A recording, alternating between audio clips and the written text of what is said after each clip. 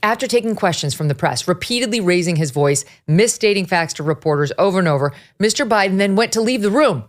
But in what one can only imagine was a move that actively stirred the nausea and nerves in the pits of the stomachs of his core supporters, he came back to the microphone.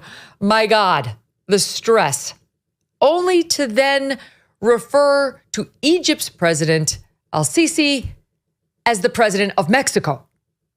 As you know, initially, the president of Mexico, al-Sisi, did not want to open up the gate to allow humanitarian material to get in. I talked to him. I convinced him to open the gate. Oh my God.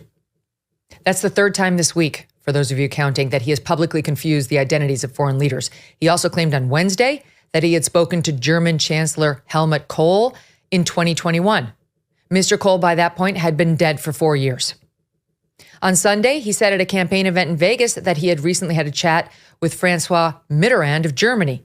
Mr. Mitterrand, of course, was the president of France, not Germany, and much like Helmut Kohl, is no longer alive, dead for almost 30 years, in fact, and was not recently speaking to Joe Biden.